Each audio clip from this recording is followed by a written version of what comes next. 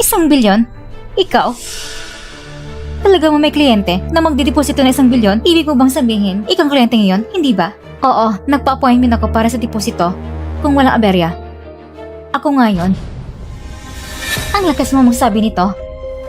Alam mo ba kung gaano karami 1 bilyon? Kahit sa susunod na buhay, hindi mo kayang kita ang ganitong halaga. Ang mga mayayamang babae, puno ng branded na damit, maayos ang alaga sa sarili. Tingnan mo naman ang sarili mo. Ang suot mo, ay murang damit lang, hindi ba? Amoy kahirapan. Na ipapahamang pang paligid. Palayasin mo siya. Huwag mong pigilan akong asikasuhin ang malaking kliyente. Pagkawalan mo ko. Ang bangko niyo ba? Ganito ba tatuhin ng kliyente? Kahit sa director yung dumating, hindi niyo matatapangan gawin sa akin ng ganito. Sino ka ba sa tingin mo? Katulad mo, hindi ka karapat-dapat pang maghugas ng sapatos ni Director Yang. Isang pa bang may dila na mukha lang?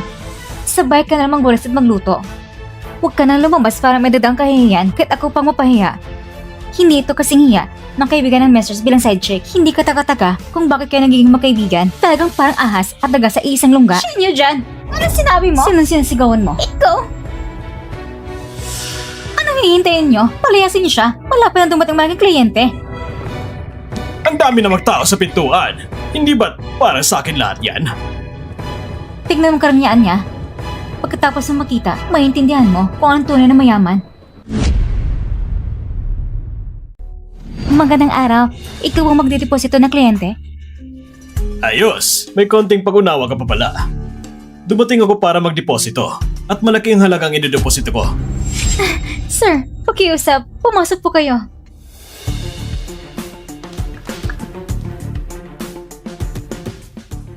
Sigurado ka ba na ginong ito ay ang malaking kliyente na sinasabi mo? Anong ibig mong sabihin? Duda ka ba sa ginong ito? Madam, sasabihin ko sa'yo, isa ka na mukhang mahirap na babae. Hindi mo ba naiisip na pareho lang kayo ng ibang tao? Hindi tayo magkapantay sa antas ng buhay. Shame nyo dyan.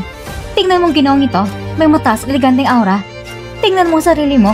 Bastos at walang klase. Kahit isang hilpa lang buhok ni ginong ito, hindi mo maaabot. Kung hindi ka aalis, mag-ingat ka. Hindi ako magiging magaan sa'yo. Kung hindi ka Director Yang, na nangako ng pinakamatas na interes, hindi ako darating ngayon. Ang ginagawa nyo ngayon, talagang nakakabigo. Ano bang ibig niyang sabihin kanina? Ha? Pinapahiya ba niya ako? Sasabihin ko sa'yo, kailangan mong humingi ng tawad sa akin ngayon. Kung hindi, hindi ako magdideposito ng pera dito sa inyo. Sir, huwag po kayo mag-alala. Hihingi siya ng tawad sa inyo. Dalhin siya rito ngayon.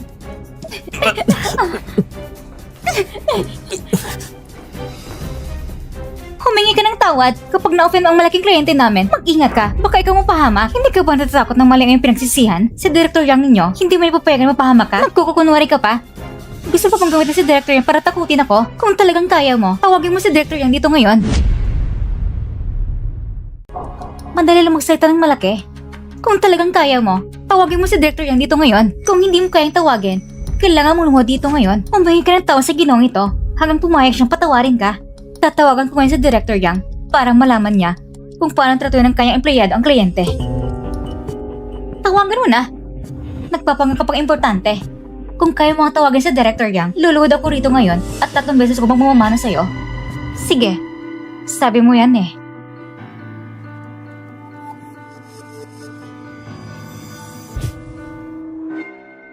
Parang hindi mo lang siya nahihiya. Hindi naman niya talaga kilala si Director Yang. Hindi, imposible. Ginastos niya lahat ng pera ng asawa niya kay Kentian. Isa lang siyang walang silbing asawa.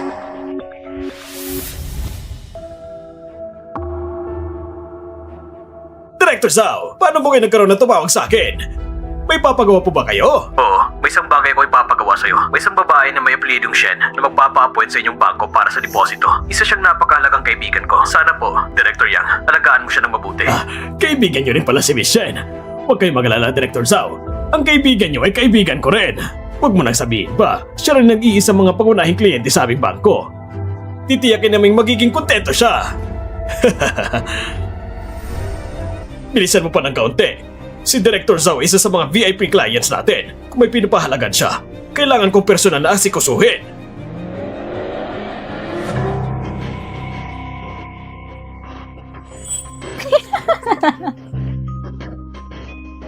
Hindi mo na yata kayang peking ganyan.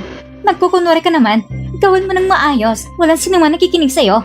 Ngayon, Panahon mo nang humingi ng tao sa ginong ito.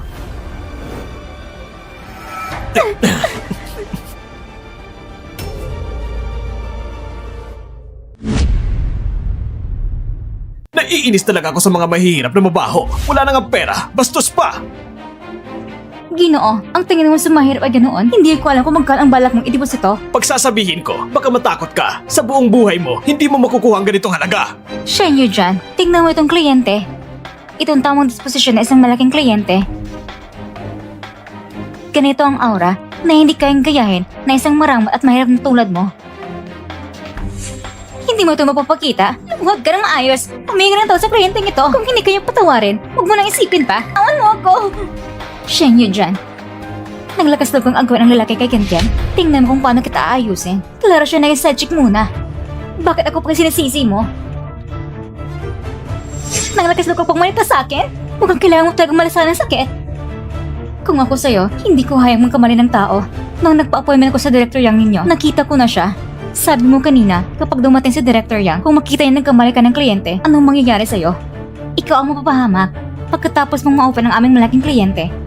Ikaw ang mapapahiya. At ako, bilang pangunahing tagapangalaga sa kliyente, syempre, karapat-dapat ako ma-promote at madagdagan ng sahod. Sige, tingnan natin kung ma-promote ka ba at madagdagan ng sahod o kung matatanggal ka. Saglit ang sitwasyon pa, nalakas loob ka pang manigas. Tumigil kayo! Anong ginagawa nyo? Julian, anong ginagawa mo? Director Yang, sa wakas dumating ka na, hindi mo alam ang babaeng ito ay nagkunwari ng pangunang kliyente ng ating bangko. Nang mabisto siya, hinamag pa niya ang ating kliyente sa mga salita at tinanong ko siya ng leksyon ngayon. Tama ang sinabi niya. Ang babaeng ito ay naglakas loob na maliitin ako. Kailangan siyang turuan ng leksyon ngayon. Kung hindi, hindi na ako babalik para magdeposito sa inyong bangko. Sino ka? Hindi ba sinabi mo, may malaking kliyente na darating ngayon? Siya na ang ating malaking kliyente.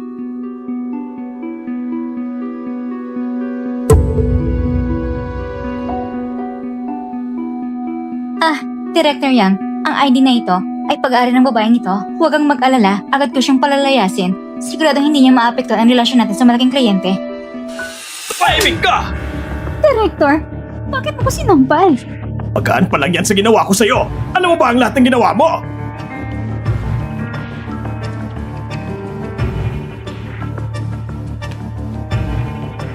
Michelle, lahat ng ito ay kasalanan ko. Hindi ko na ipaliwanag na maayos sa mga tauhan ko ang iyong pagkakakilanlan. Patawarin mo ko sa nangyari ngayon.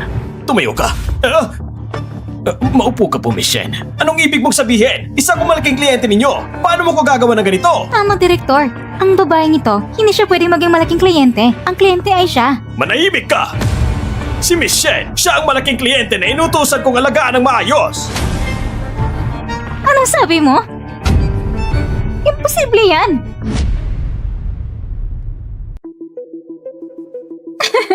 Director, sigurado nagkakamali ka, hindi ba? Ang babaeng ito ay isang pagkarin ng may bahay lang. Paano siya maging malaking kliyente natin? Putang ina mo! Ulol ka! Hindi pa ako ganun kaliit para pa nito sa kliyente! Ginoo, sabihin mo sa kanya, ikaw ang tunay ng kliyente, hindi ba? Siyempre, ako ang malaking kliyente ninyo. Ngayon, maaari ko bang malaman kung magkano ang inideposito ninyo? 100,000! Ibig sabihin, ikaw, hindi ba sinabi mo ang malaking deposit mo? Bakit 100,000 lang? Niloloko mo ako? Ano bang ibig mong sabihin? Ang 100,000, hindi ba yan pera? Pati ikaw, minamaliit mo ako. Napakasama ng serbisyo ng bangko ninyo. Simula ngayon, hindi na ako babalik dito. Julian, sablay ka. Nasaktan mo ang 2 kliyente. Isa pa, ang katulad ni Miss Shen ay malaking kliyente. Umalis ka na. Huwag mo na kasama kakapasok ka pa sa trabaho ito. Minso, sana nangyari ngayon ay magsilbing aral sa'yo. Huwag mo husgan ang tsura ng tao. At isa pa, kahit gusto mo pang tulungan ng kaibigan mo, huwag mong tulungan ang babaeng kinakalaban ng lahat. Security! Palabasin niyo siya para hindi na maging sagabal dito! Director Yang! Director Yang! Nagkamali ako! Hindi mo pa kami pagkakataon! Director Yang! Director Yang! Michelle, patawad po. Ako ang nagkasala ngayon. Bilang paghingi ng tawad, maaari kong bigyan ka ng mas mataas na interes. At kung may iba pa kayong kondisyon, pwede pa natin pag-usapan. Gawin natin ito, Miss Chen. Pumunta tayo sa VIP room para mag-usap ng detalyado. Sige, mauna na kayo. Malapit ang relasyon niya kay Mr. Zhao. Kailangan ko siyang mapanatili.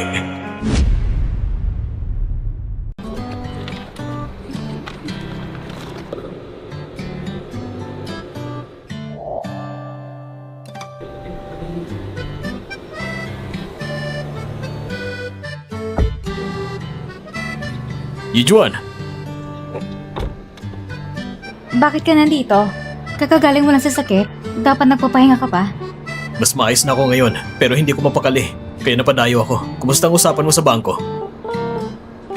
Naiayos na at makakuha na ilang milyong interest bawat taon kung hindi mo kaksaya. Sapat na yun para sa isang buhay ni Jaja. Salamat sa rekomendasyon mo sa bangko.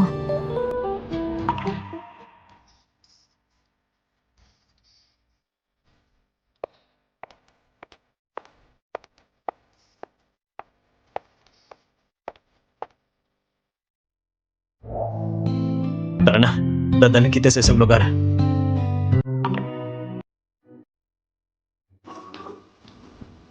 Tingnan mo.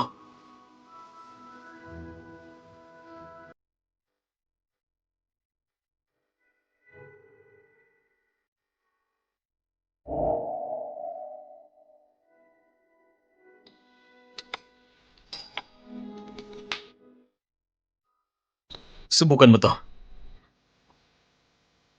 Huwag na siguro. Mukhang marang mga damit na ito. Hindi mo na kailangan magtipid tulad ng dati. Kaya na nating bilhin ito.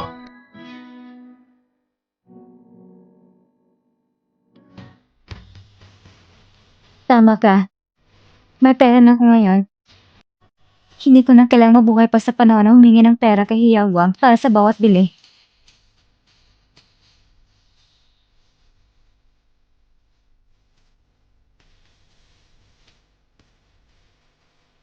Kukunin ko na lahat ng mga pirasong yon at ang mga bagong koleksyon sa tindahan. Ipak mo lahat para sa akin. Sige po.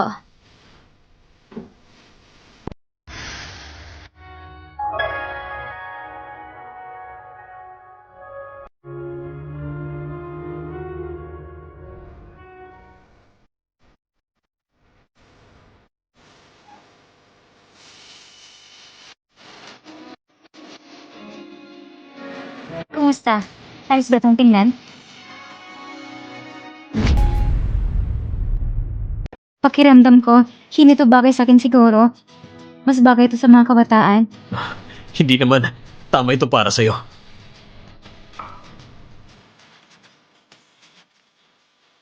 Gina, ang mga damit mo, naipa ko na lahat. Hindi naman ako mamili ng ganyang karami. Sobra na ba ito? Sa tingin ko, kulang pa nga. Dati, mahilig ka sumunod sa uso. Sabi ko sa'yo, kung may bagong koleksyon, dadalhin kita rito para bumili. Dati lang yon. Halos nakalimutan ko na yon eh. Jaja! Nandito ako. Halika.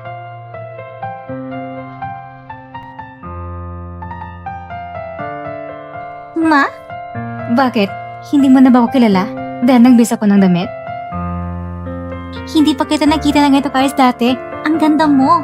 Tara, pumili rin ako ng ilang damit para sa'yo. Itap mo natin ang mga lumang damit mo. Hindi na kita haya na mabuhay na tulad ng dati. Hindi ko pa nakita si Mama na ganito kasaya. Ang lalaking yon, hindi na napakita ng pasensya tulad ni Uncle Zhao. Marahil, ito na tamang pagpili.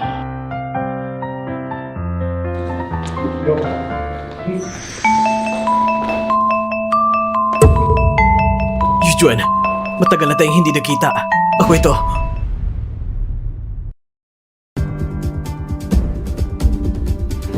Yujuan, ang ganda mo na ngayon. Anak ko! Ikaw! May problema ka ba? Yujuan! Alam ko nang marami akong nagawang pagkakamali noon. Pangako, magbabago na ako. Bumalik ka na sa akin. Talaga nagsisisi na ako. Wala na kayong anumang relasyon. Pinapayuhan kita. Lumayo ka kay Yujuan. Huwag mo kong sisihin kung hindi ako magpapakabait sa'yo. Si Yujuan ang asawa ko. Si Jaja ay anak ko rin. Ikaw ang dapat umilis at hindi ako. Hiyagwang, napirma mo ng kasunod ng diborsyo. hindi talaga ako babalik sa'yo. Hindi ganun kadali ang diborsyo hanggat hindi ako pumapayag. Kahit napirmahan ang diborsyo, hindi pa rin mawawalang kasal na ito. Yun, Juan. Nagkamali talaga ako dati. Hayaan mo ko makipag-ayos sa'yo. Huwag mo nang ipagpilitan kay Yogwang. Matagal na kayong mag-asawa. Hindi pwedeng basta-basta magdiborsyo. Tama nga ate. Lalo na't bata pa si Jaja ngayon. Kung walang tunay naman sa tabi niya, maging napakaloni niya. Hindi ko kailangan makasama siya. Mas masaya ako kahit wala siya. Ikaw ang bata ka? Hey Yogwang, huwag ka nang magpanggap. Alam mo naman kung anong klase ka. Matanggal na yan. Hindi mo pa alam yan. Ngayon, nagpunta ka sa akin dahil ka pa sa perang kumpanya mo. At sakto may pera ko ngayon. Wala na akong kumpanya. Yujuan, basta ibigay mo sa akin ang 100 milyon, tinitiyak ko, makakabangon ako ulit. Hindi na kita bibiguin muli. Sisiguraduhin ko yan. Yujuan, sinusumpa ko. Mula ngayon, kung ano man gusto mo, hindi na ako liliko sa kaliwa. Magsimula tayo muli. Mamuhay tayo ng maayos. Pwede ba? Hey Yogwang, sinabi mo na gusto mo mamuhay ng maayos kasama ako. Pero habang nandiyan ka sa labas, may kinakausap na iba. Bakit hindi mo iniisip mamuhay ng maayos kasama ko noong paman? Ako, hindi ko kasalanan yon. Si Chen ka ng babae nangakit sa akin. Naakit lang ako sandali. Ang mga tao, lahat nagkakamali. Ang malagas na mag-asawa ay magpapatawad. Tama. Hanggang sa puntong pinapalaga niyo pa sa akin ang buntis ng kalaguyo. Lahat kasalanan ko! Lahat kasalanan ko! Wala akong kwenta! Wala akong kwenta! Yujuan, basta patawarin mo ako. Hindi na ako makikipag-ugnayan kay Chenkian. Tama. Pwede ko rin ipadala si Jojo sa ibang bansa. At ang bata ni Chenkian, pwede ko rin ipalaglag. Ayos ba? Yogwang, ikaw talaga. Anong sinasabi mo? Tama bang narinig ko? Sinunay kita ng matagal. Sino nagpaintulot sa'yo na sumunod sa akin? Bakit ka pa ngayon nandito sa akin? Kung hindi dahil sa'yo, naabot ko bang ganitong kalagayan ngayon? Si Yujuan ang asawa ko. Saan ka nang galing? Sa iyo yung tinatanggap kong manugang. Kung hindi, ikaw, walang hiyatusong babae. Naangkala mo pa akit ang anak ko. Kung hindi dahil sa'yo, maabot mo na yung dyan ang ganitong sitwasyon ngayon? Lahat na ito dahil sa'yo. Tusong babae. Umalis ka na dito. Tiyo, huwag ka nang tumuro dyan. Umalis ka.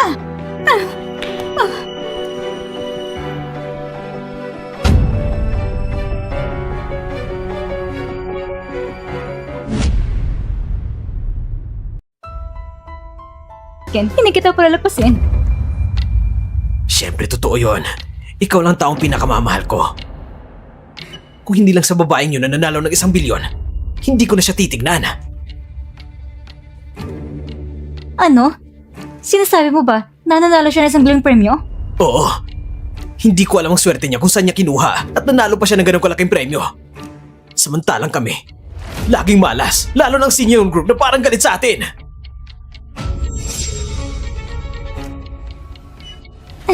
Naalala mo ba sa parking lot, may lalaking kasama si Shen Yuan? Shen Yuan na si Yuan Group.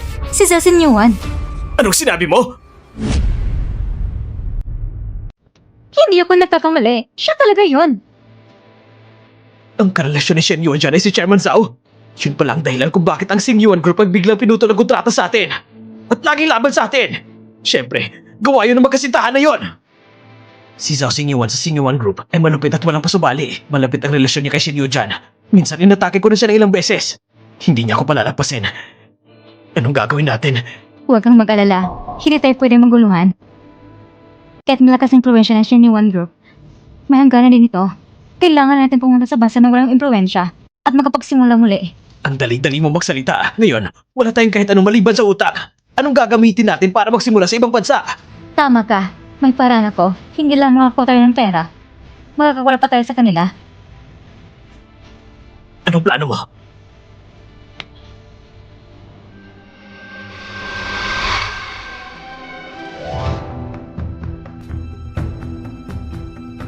Anak, huwag natin alalahanin siya. Wala tayong pera sa bahay para bayaran kayong ospital. Malas siya. Sinirang plano mo. At pati apo ko, pinatay niya. Sa tingin ko, hindi na siya dapat iligtas. Ma, mag-ingat ka sa pagsasalita mo. May silbi pa siya sa akin. Tara na.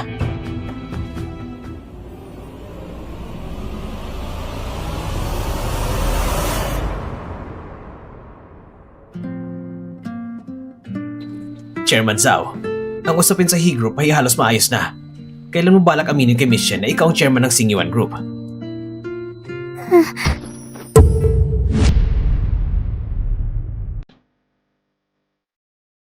Bakit mo nilakong mama ko?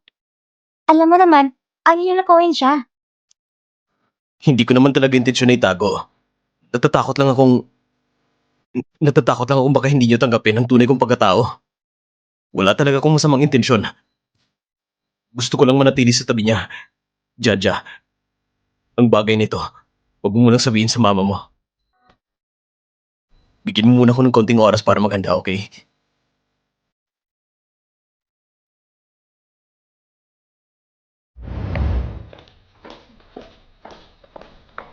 Nakauwi ka na. Maghugas ka at kain. Bigyan mo naman ng konting tamis ang buhay mo. Sige.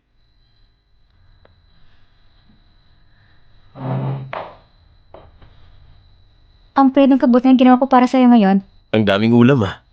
Sige na, kumain ka na. Salamat. Ito, tikman mo. Ang sitaw na ito, bagong bili ko ngayon. Talaga? Sige, tikman ko. Masarap ba? Masarap. Mama, pwede mo na waitin sa school. Jaja, 2 kagat mo lang, tapos ayaw mo na. Kailangan ko nang pumunta. At saka, pwede mo ba akong ihatid? Tara na. Jaja, medyo kakaiba ka ngayon. Ano bang nangyayari? Mama, gusto mo pa si Tito Zhao? Bakit ka nagtanong ng ganito? Kung may tinatago siya sa'yo, magagalit ka ba? Wala siyang tinatago sa akin. Wala lang, malilate na ako sa school. Sige, alis na ako. Chacha, bakit ka magkakaiba ngayon?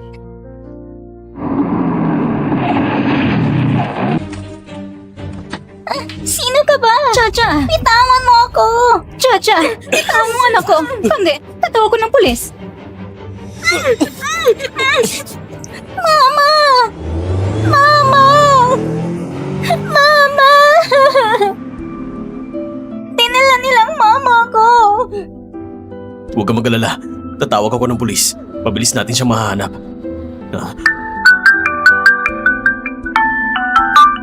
Chairman Zhao, gusto mo pang malaman kung saan dadalhin si Shen Yujun?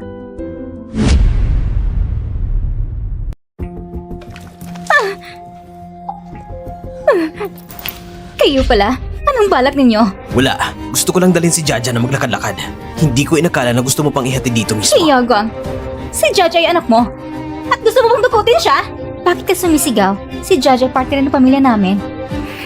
Hindi naman namin siya gagawa ng masama. Gusto lang namin siyang dalhin ng maglakad-lakad.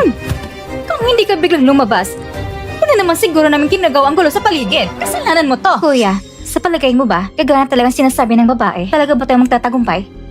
Sa halip na isipin yan, mas mabuting isipin ng iba, wala tayong lusutan. Magsalita ka. Yijuan, ayos ka lang ba? Sinaktan ka ba nila? Mama! Jaja! Ayos lang si Mama. Jaja! Narinig niyo ang kanyang boses. Ligtas siya ngayon, pero kung gano'ng katagal siyang iligtas, hindi ko mapapangako. Ang hinihiling ko, kansilin ang tawag sa pulis at magpadala ng 100 million sa account ko sa abroad. Kapag ligtas na kami nakalabas ng bansa, pagkakawalan ko siya. Ginagawa niyong lahat ng ito para sa pera lang? Kung hindi, sa tingin mo natin kasing swerte mo? Madali lang mala ng 100 million at magkaroon dating minamahal na bilyonaryo? Anong dating minamahal na bilyonaryo? Anong sabi mo? Anong dating minamahal na bilyonaryo? Ano pang sibi ng pagpapanggap mo ngayon? Akala mo ba tanga kami? Alam na namin noon pa man, si Zhao Xingyuan, ang chairman ng Xingyuan Group. Si Zhao Xingyuan ang chairman ng Xingyuan Group? Pero bakit niya sinabi sa akin? Tumahimik ka!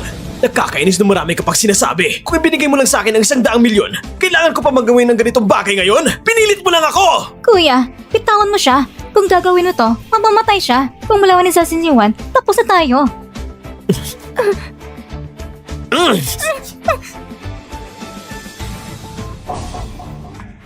Naipadala na bang pera? Matagal na nakalipas. Pero hindi pa raw kampante. Ano bang hinihintay mo? Kahit na mabili ang yaman ni Zhao Xingyuan, Kailangan pa rin oras para makuha ang pera. Uminom ka ng tubig at kalma ng sarili mo at tumahimik ka na. Go! Sige na, Mama.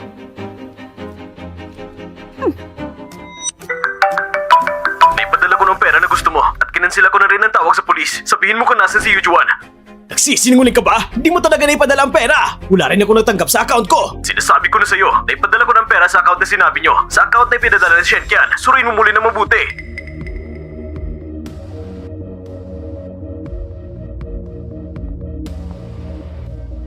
Shenkian, tarantado ka! Hindi mo talaga ipinadala sa account na inihanda ko para kay Zhao Xingyuan! Hindi mo talaga ipinadala sa account na inihanda ko para kay Zhao Xingyuan! Tarantado ka talaga! Ginagago mo ako! Sabihin mo kung saan mo ipinadala ang pera! Kung hindi, papatayin talaga kita ngayon! Oo. Niloko kita.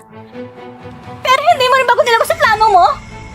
Sa plano mo, pagkakuha ng pera, wala kang plano isama ko, hindi ba?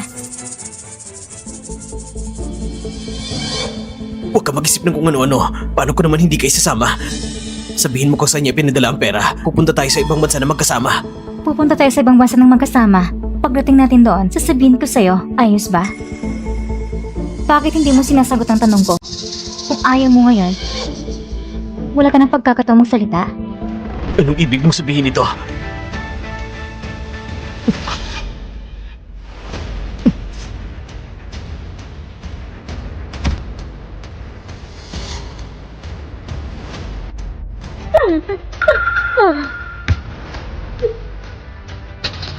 Nilagyan mo ng gamot ang inumin nila. Demonyo ka talaga.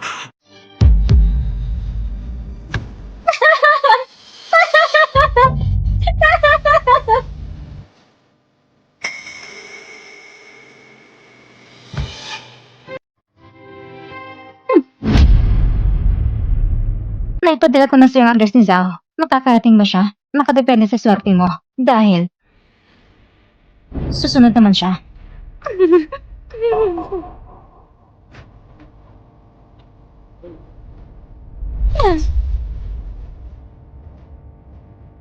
Anong balak mo? Ano kinatatakutan mo? Tingnan mo to. Hindi ka ba masaya? Inapit ka na hindi sa 10 taon. Ngayon, sinakyan ko ang galit mo laban sa kanila. Hindi ako tulad mo na mahina. Lahat na may utang sa akin, babayaran ng dugo. Mabait naman ako sa kanila. Pero nabuntis ako at namutol. Wala silang pakialam sa akin. Gusto pa nga lang iwan ako. Kaya pinilit ko siyang manatili dito habang buhay. Nabayaran ko ng kanilang utang. Ngayon, ikaw naman ang susunod. Lahat ito dahil sa'yo. Kaya tayo narito sa ganitong sitwasyon. Kung wala ka, hindi ganito nangyari. Lahat dahil sa'yo! Huwag ka munang magalit. Magsalita ka ng dahan-dahan. Ano sasabihin ko? Sabi niya, ako pinakamamahal niya. Pero bakit niya ako iniiwan? Bakit? Dahil hindi kanya talaga mahal. Mahal niya ang sarili niya. Kapag ipakinabang ka sa kanya, kaya kanya pinili. Kung wala kang silbi sa kanya, iiwan ka niya, gayang ginawa niya sa akin. Bakit ba mahal na mahal ko siya? Sumama ko sa kanya ng maraming taon. Pati titulo ko, handa kong ipagkain. Bakit niya ako iniwan? Bakit? Bakit? Kalimutan mo na siya. Magsimula ka ulit. Nahuli na kita. Hindi mo ba iniisip na kung sabihin mo lang yan, hayang kitang makalabas? Wala na akong pag-urong. At hindi ka niya malililigtas! Tigilan mo yan! Tigilan mo yan! Ibaba mong kutsilyo. Shen Yujuan, anong meron sa'yo? Bakit may nagmamalasakit sa'yo? Pero wala sa akin! Shenkian, pwede ka pang huminto ngayon. Huwag kang paulit-ulit na magkamali. Kaya si Zan na may ganitong posisyon. May kahinaan din nang pinipigilan mo kami noon. Hindi ko nakita na pahina ka. Ngayon, ipapakita ko sa'yo kung ano ibig sabihin ng inspirasyon. Sandali! Huwag kang gumawa ng kalokohan. Gusto mo bang pumatay sa harap ng anak mo? Mama! Jojo?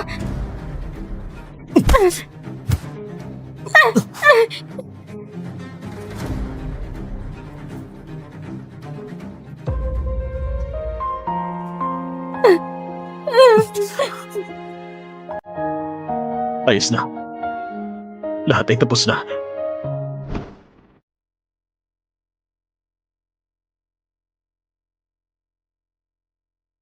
Hijuan,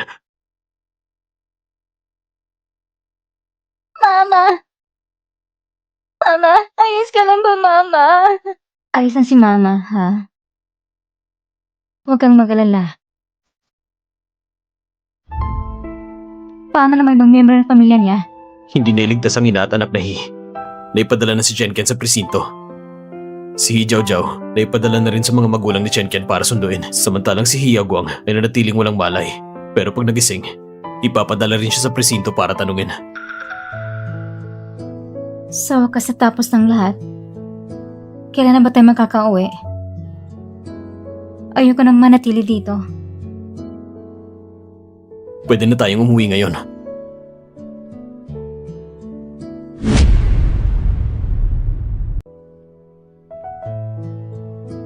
Umupo muna kayo. Kukuha lang ako ng ilang prutas.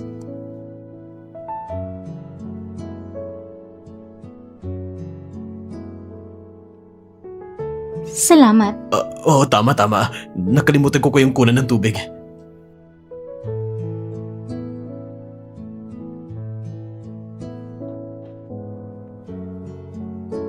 Huwag kang pamilyar sa bahay na ito. Ito kasi ang... Ito kasi ay bahay ng kaibigan ko. Salamat sa kaibigan mo pinayagan kaming manirahan dito. Pwede mo ba akong ipakilala sa kaibigan mo? Gusto ko lang siyang makilala. Bakit mo pa kailangang makilala siya? Mukhang abala siya nitong mga nakaraang araw. Ganun ba? Ay, Tito Zhao, huwag mo nang itago. Halos halata na lahat. Magsabi ka na lang. Parang alam mo na yun noon pa. Wala akong alam. Naalala ko lang bigla. Hindi ko pa natatapos ng assignment ko. Gagawa mo lang ako ng assignment. Ikaw. Alam mo na lahat. Ngayon ko lang talagang nalaman. Pero ang galing mo magtago. Kung hindi mo naman itinatago, hindi lang ako handa maniwala noon. Galit ka ba? Hindi ko sinasadyang itago yan. Natatakot lang ako na baka hindi mo ko tanggapin kasama si Jaja. Hindi tanggapin ng ano? Sinabi sa'yo ni Jaja noon na huwag na maghanap ng mayaman. Pumayag ka nun, di ba? Ijuan, gusto ko lang sanang itanong sa'yo yung isang bagay. Sa palagay mo ba, maaari pa tayo magsimula muli? Sa palagay mo ba, maaari pa tayo magsimula muli? Talaga bang hindi na pwedeng balikan ng dati? Yujuan, matagal na kitang hinahanap. Ang pinakaluging pinagsisihan ko sa buhay ay nung pumayag ako makipaghiwalay sa'yo noon. Ako'y... Hindi pa ako nakapagsalita. Tapos ang sagot mo, ang haba na ng sinabi. Ang ibig kong sabihin, hindi pa pwede ngayon. Bakit? Hindi ko pa na-counting birth certificate. Ayok mo pahiya ka. Tara na.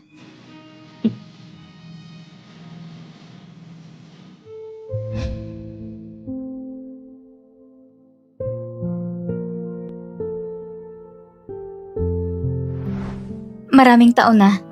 Sa wakas, nakalayan ako sa pamilyang He. Ang buhay ko, mula na ikinasal ko sa pamilyang He, ay parang huminto. Hindi tulad mo at ng dating mga kaklase, lahat ay matagumpay sa kanilang career. Samantalang ang buhay ko, ngayon pala magsisimula. Sayang. Pero okay rin naman, tingnan mo, hindi ko naintindi ang pagkain o tirahan. Hindi rin ako maistroba ng pamilyang He. Maghahanda rin ako para sa bagong trabaho. Pero may kasabihan, di ba? Ang edad ngayon ay para magsikap sa buhay. Kaya dapat may determinasyon. Laban lang. Laban. Sakto. May trabaho kong pwedeng i-recommenda sa'yo. Talaga? Anong trabaho? Malalaman mo rin mamaya. Tara na.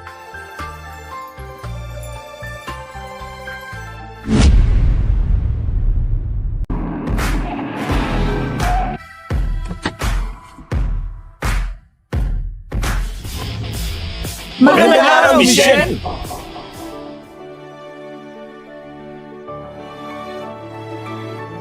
Binili ko na lahat ng shares ni Hia Guang at inilipat na sa'yo kasamang 30% na dati mo ng pagmamayari. Nasa iyo na ang buong desisyon ng kumpanya. Ikaw ng bagong CEO nila.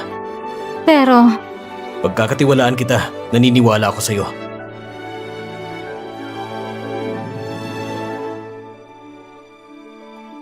Ang He Group na muntik ng malugi, ngayon mapapangalanan na bilang Shen Group. Si Miss Shen Yujuan sa loob ng 4 na taon ay pinangungunahan ng kumpanya para maging isa sa mga nangunguna sa lungsod ng NAN kasabay ng Singyuan Group.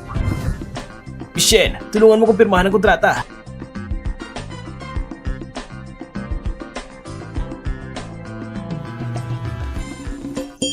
Ma, bakit ka nagtatrabaho pa rin? Parang gusto mong gawin 48 hours ang isang araw.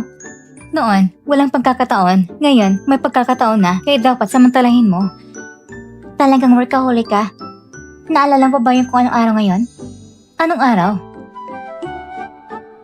Nako, birthday ni Singyuan ngayon. Hindi lang yan. Ngayon rin ang yung anniversary ng kasal. Pupunta na ako para sa karoon ng papa mo. Tara na.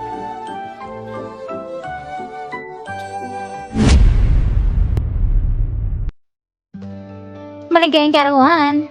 Nandito na kayo. Umupo kayo.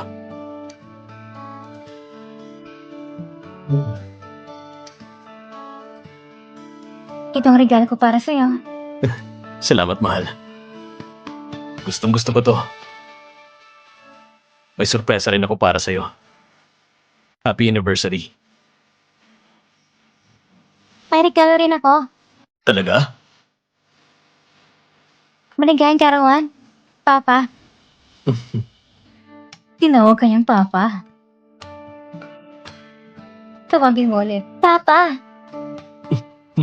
Salamat, Jaja. Gusto mo bang kumain ng cake?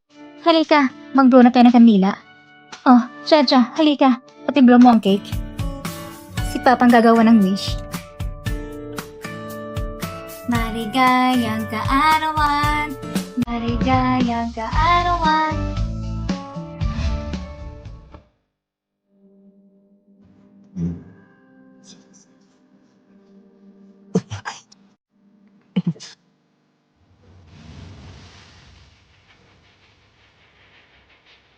Ay! Sino mo pang kulobe? Ha?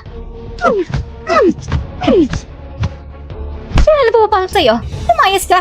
Kung hindi, pabaling kong mga binti mo. Alis na ako. Alis na.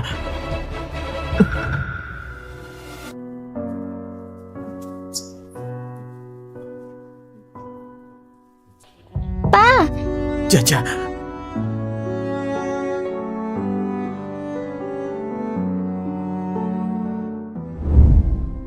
Pa, Ma, matagal daw hindi nanood ng sine. Tara, manood tayo ng sine. Tara.